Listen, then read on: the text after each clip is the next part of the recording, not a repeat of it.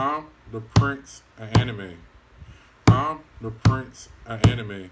Today I'm doing Seven Deadly Sins, one of my new favorite shonen anime. I give it so far a 4.5 out of 5. I'm doing the top 7 characters today. Of the Seven Deadly Sins. And the new season just dropped. I got a few more episodes before I finish. Okay, number 7 is Zara's. He's the father of Guild Thunder. His entrance when he came on, the big boy and saved he saved Princess Elizabeth. It was epic. It was like boom. It was like I don't know, like kind of like Sanji or Zoro from One Piece just showing up and still in the show. Zara's is pretty epic. How his brother and the other guy killed him was pretty grimy. I admit. But Zara's he really held his own against the Ten Commandments, the big purple demon. The big purple demon, he reminded me of that goo monster from Power Rangers. He like, I got that goo. He was really weird. He was like an overgrown chia plant. He was weird. The little purple demon was weird. Remind me of like purple ketchup. It's number 6. It's Esther Roaster. Now, Esther Roaster is one of my favorites of the Ten Commandments. I feel like he's the only one that lived up to his name on the Ten Commandments. I feel like everybody else was just, they was unstoppable, then they just came weak, and they was just, and the Seven Deadly Sins was just defeating the Ten Commandments like they was nothing. They didn't live up to the hype, in my opinion. At first, I thought we was going to get some like Espada, Espada versus the Soul Society type of vibes, but we wasn't getting those type of vibes. Like, it was just pure just pure foolishness. But Esther Roaster, when he first fought Escanor, that fight was epic. The Dark Nebula, he really gave Escanor a run for his money. So I really liked Esther Roaster. And then he's a secret angel, which I had a hint that he was maybe a human or he was something else.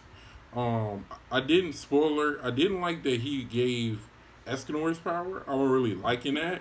I still think that he's another angel because it's like I don't think so.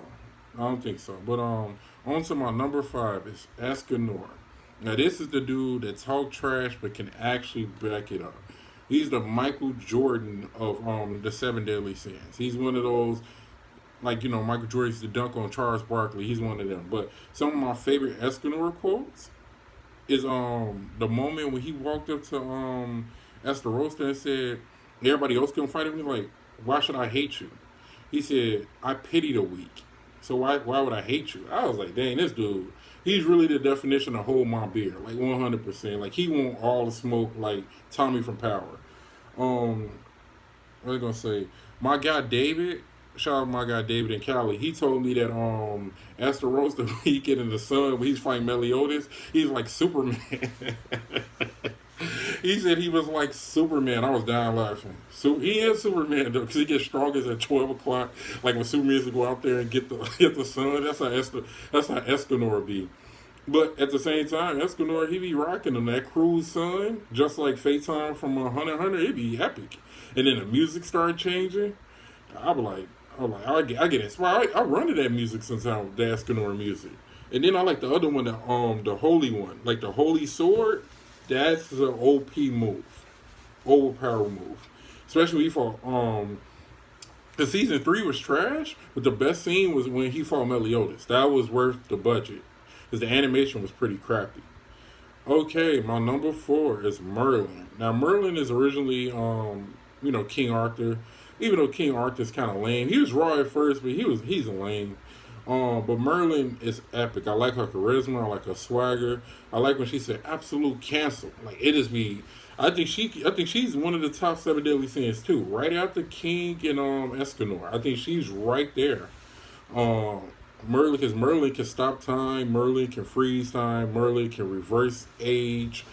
She took out one of because everybody else couldn't even understand her. Because I forgot who daughter she is. He's the wizard, her dad wizard, is the only guy that went to purgatory and survived. The only human. So I think that's pretty epic. I really like Merlin though. Merlin's dope.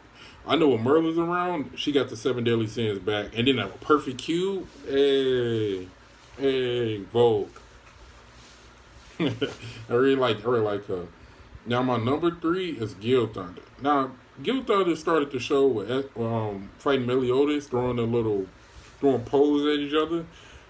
They It was epic, and then when Meliodas threw it back, Guild Thunder had the potential to be like an OP character, but they wanted to. I think to make the Seven Deadly Sins better, they downplayed them so weak because it used to be like this, but now it's like this. Come on, dude! Like you basically made Guild Thunder the Yamcha of Dragon Ball Z. Come on, dude! Like he can't do anything. Like I remember they said they spent all summer training and getting stronger. Then they barely had enough power ups. Their power ups were still insignificant to the Seven Deadly Sins. But Guild Thunder, his girlfriend, probably I like their relationship a whole lot. It's pretty dope. But I feel like Guild Thunder lives matter. I need to put some respect on Guild Thunder. But he's still one of my favorite characters, regardless of how the way they need to downplay him. Okay, my number two is King, the Fairy King. Now King is dope. He got some flexing moments in season two. Like him and Bond was carrying the show. And Meliodas and Escanor. But King was carrying season two. Like when he fought that big dumb marshmallow dude and he used for configuration, fairy sword or something like that. It was epic. Or Chief Chastifu, like I was like, whoa, he made that big cross. I was like, woo. It was like, oh. I was like, yeah, King, he one of the goats. And then they was playing him in season three like he was so weak. But I'm glad his wings grew because he was flexing on everybody like Bond. Like he really was tearing people up. Like I think he'd be like an angel in a commandment. He was flexing on. He beat Esther Roaster in Angel Mode. He was flexing. I was like, oh wow. I was like, yeah, he got power we don't even know about. Yeah, King is the one that don't be trifled with.